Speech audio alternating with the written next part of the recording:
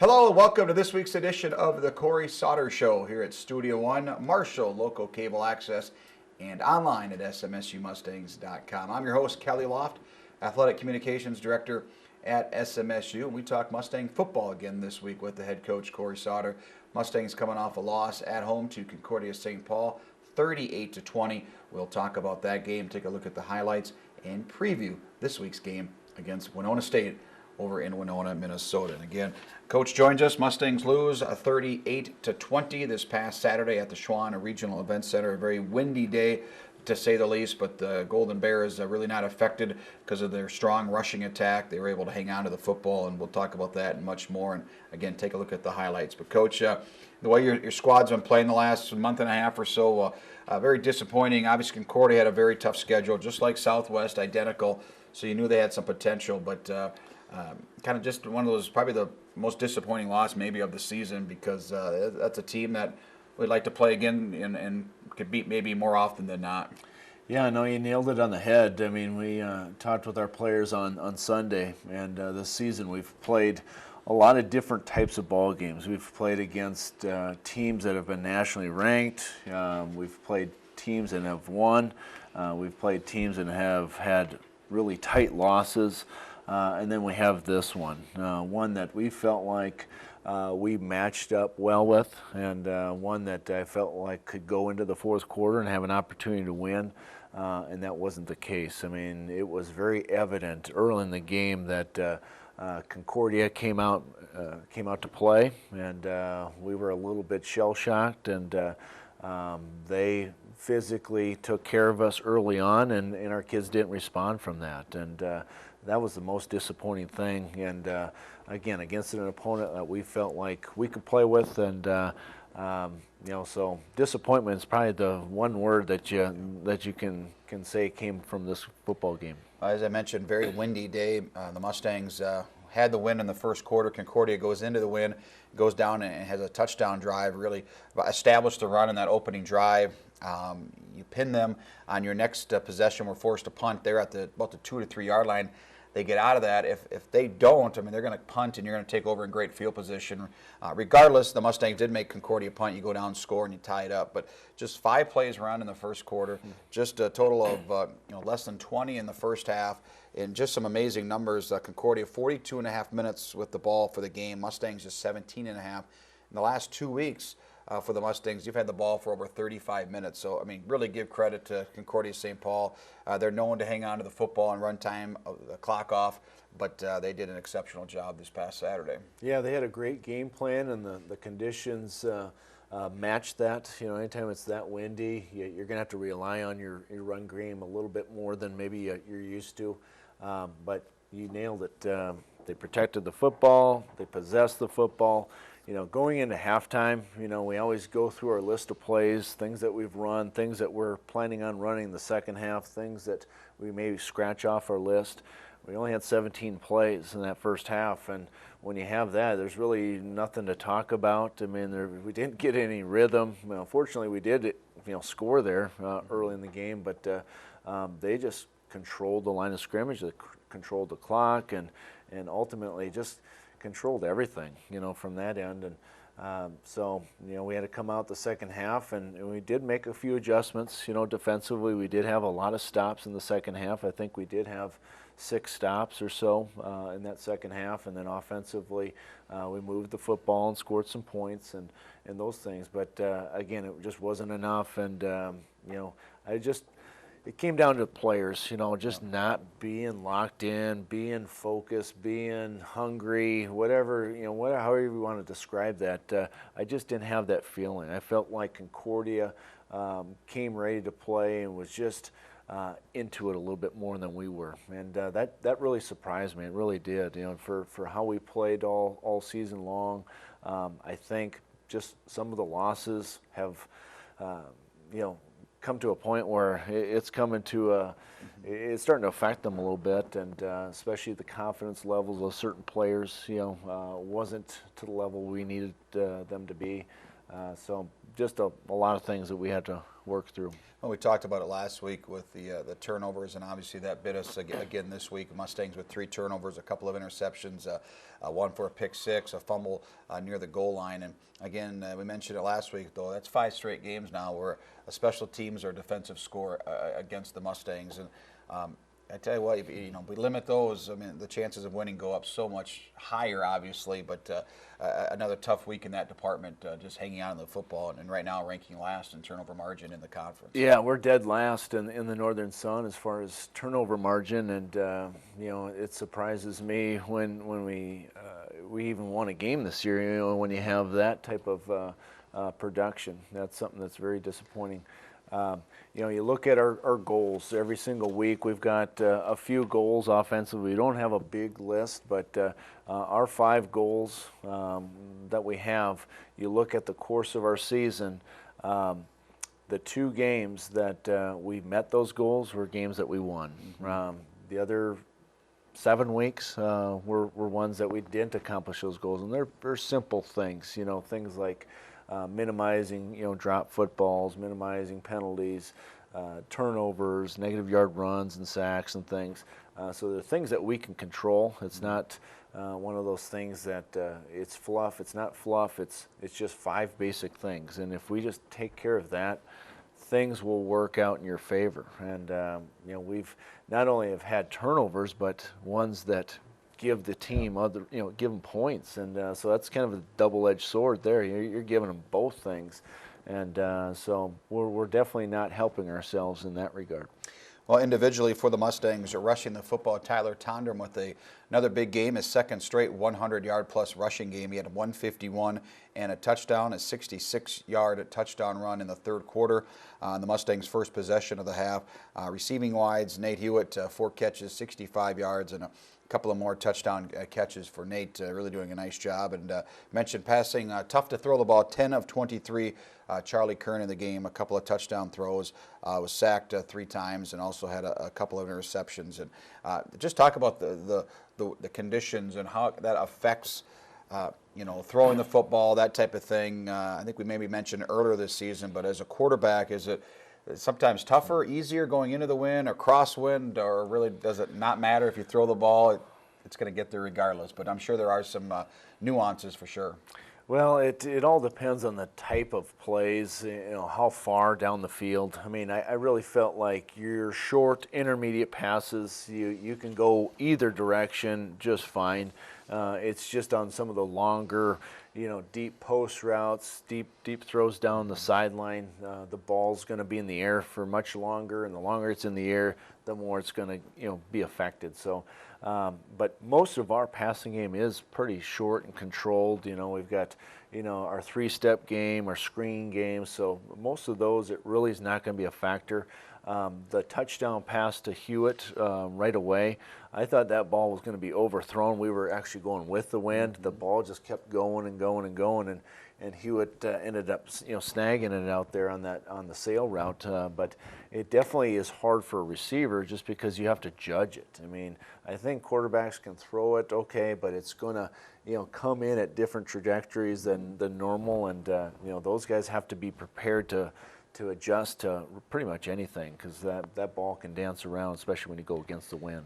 Well, we saw on Saturday just how great the best athletes on the field, and that's the quarterbacks coach, because Blake Gimbel, the backup quarterback, was forced into place kicking. Mike Wenk, who normally does the field goals and PATs, was a little dinged up, so Blake Gimbel had to go in there and kick off and also attempt some PATs. He made a couple of them, and it's tough for a guy. I'm sure he's got some experience maybe in high school to do that, but it is a different level stepping in there and trying to kick off and kick extra points and field goals. Yeah, Blake is a guy that was an all-state kicker in high school, and so he works on that throughout the week, just so that if things like this do happen, he's ready to go.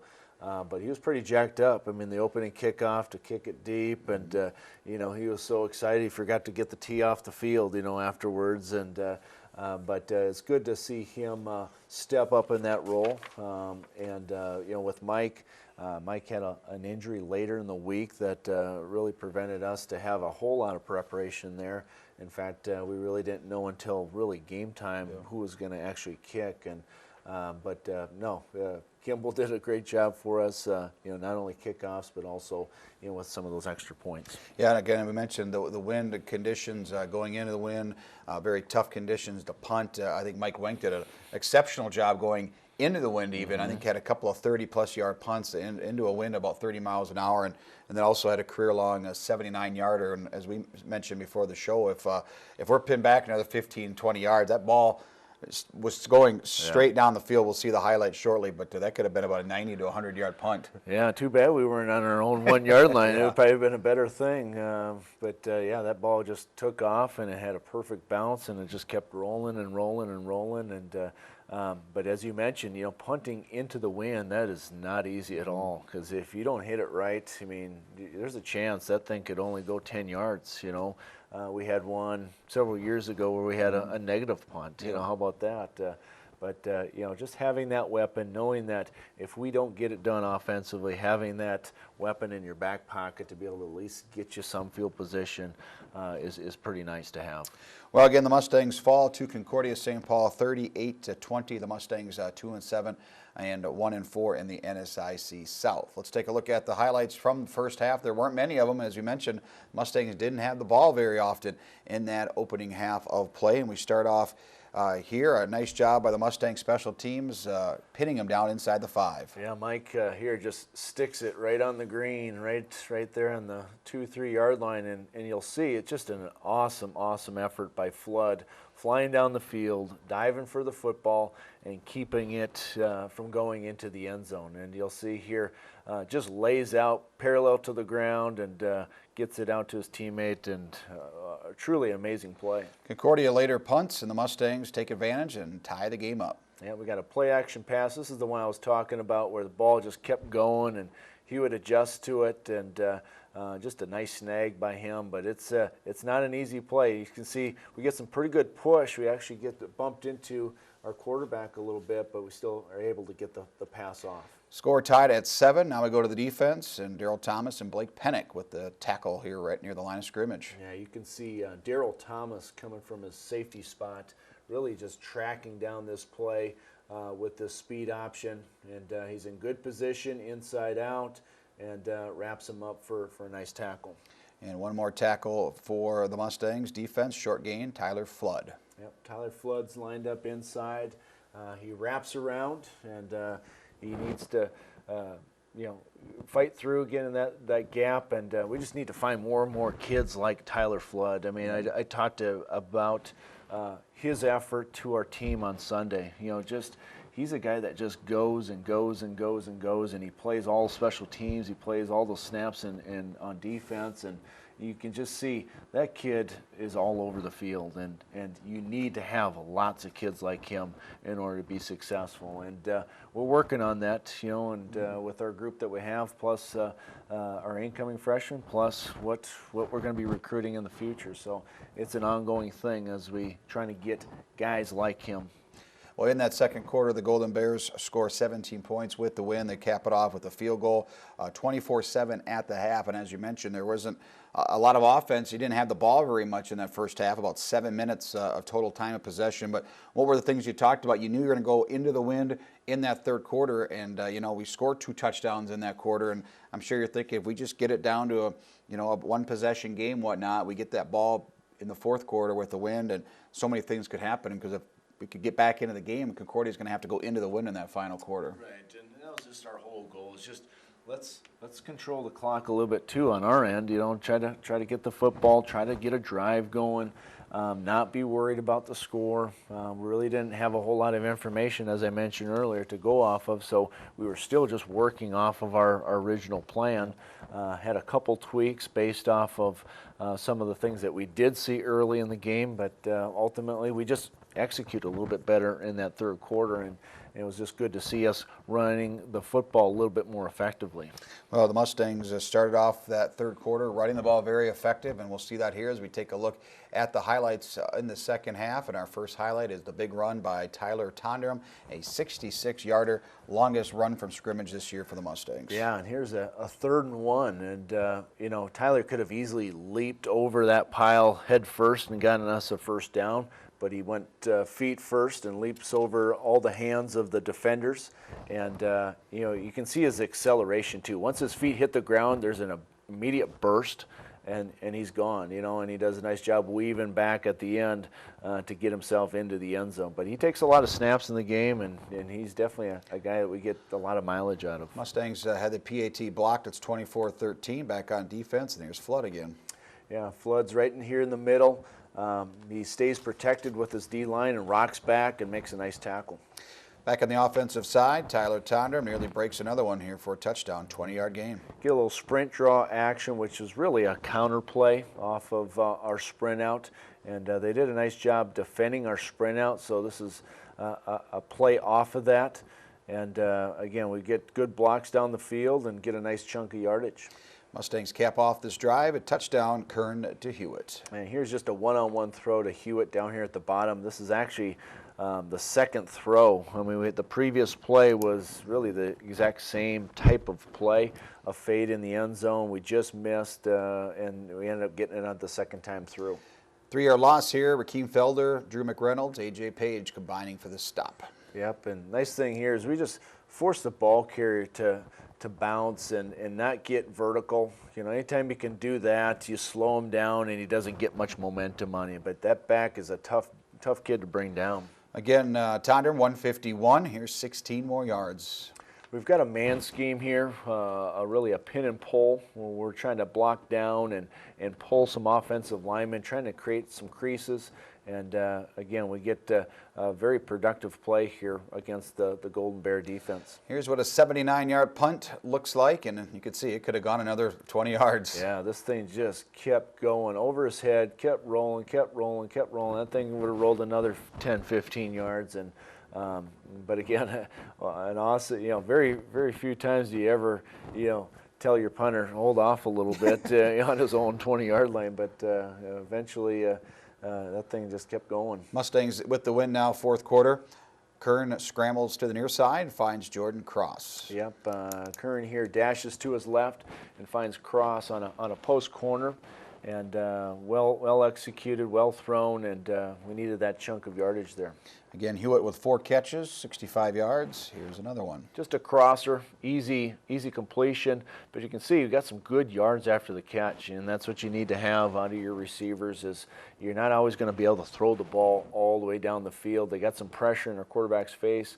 We get it out and take a 1-yard catch and turn it into a nice gain. Charlie Kern had 59 yards rushing. Here's his longest rush of the day, a 16-yard scamper. Here you can see they're playing 2 deep with man coverage underneath, which means there's going to be a lot of running lanes. And so this was not predetermined. This wasn't a designed run. This is just him scrambling, and that's the best time to run it versus that coverage. Unfortunately, the Mustangs turned the ball over near the goal line, and Concordia trying to run out the clock. Mustang defense staying strong. Here's Jonathan Cross with the tackle. Yep, you'll see him here on the left side of your screen. Gets off the block of the tight end, pushes and gets off and makes a nice tackle on the perimeter. And we close it up with one more tackle for Tyler Flood, the team's defensive player of the week. Yep, and again, Flood, very effective player for us. Really good timing and wraps up the ball carrier. Again, those backs are pretty thick, stout backs, not easy to bring down. And, they typically got an extra 2-3 yards even after contact. And so that was the frustrating thing is a lot of times we were in pretty decent position, but they get 3-4 extra yards after that initial contact, and those things add up. Well, again, the Mustangs fall 38-22. Concordia-St. Paul defensively. Leading stat for the Mustangs, Jared Tweet had 17 tackles. That was a career high. Casey Hertz had 13, and Alex Burton had 8 for Southwest. So the Mustangs need to regroup, as you mentioned. Obviously, a very tough Saturday against Concordia-St. Paul. You've got your last road game of the season coming up this Saturday at Winona State, a team that's a very similar spot right now that your squad is in. They've lost 2 straight. They've lost 5 of 6. They're 1-4 in the South Division. Winona State, and try to find some things to, obviously just to get back and want to win a football game. But it's been a long time. Some of these guys weren't even born. 1992, the last time the Mustangs won at Winona. And, it's still an opportunity to go out there and play. You've got 2 left, so why not just lay it on the line and see what can happen? Yeah, Winona has, rich tradition. I mean, they've been a good team in this league for quite some time, and then you add on top of that the fact that they're not an easy team to beat at their place, regardless if it's us or anybody else. I mean, it's just a tough place to play. So that's the next challenge at hand. We only have 2 more opportunities this year, and as I told our guys on Sunday, we really have 3 different groups on our team. We've got our seniors who are down to their last games. We've got all the other guys that are travelers and upperclassmen. Your juniors, sophomores, and redshirt freshmen that are in the mix. And then we've got our true freshmen who are really 2 weeks away from being done with their redshirt years. So everyone needs to step up their game. Our seniors have to finish what they started. Our other guys have to not only play for these 2 games, but really audition for down the road.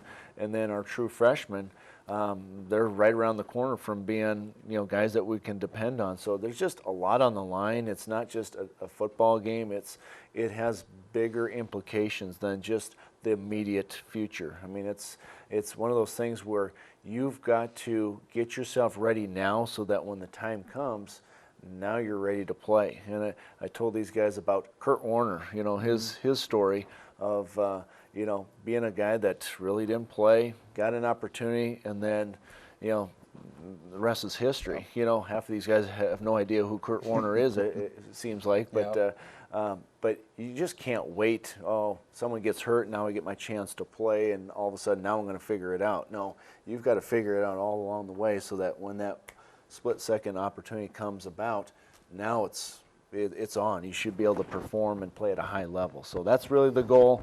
I'm pretty jacked up about this one because it's our next opportunity, and you only get 11. Right? You only get 11, and this is one of those 11. And it doesn't matter if we're 7-2 right now or 5-4.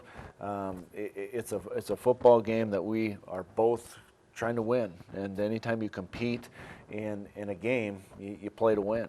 Yeah, this should be fun. This Saturday afternoon, 1 o'clock is the kickoff in Winona against the Warriors. Again, the Mustangs and the Warriors battling in the River City, and then the Mustangs come back for the final home game against Augustana on November the 15th, and that'll be a 1 o'clock kickoff at the Schwann Regional Events Center. For the head coach, Cory Sauter, I'm Kelly Lopp. That wraps it up for this week's edition of the Cory Sauter Show. I want to say thank you to you for watching, and until next time, go Mustangs.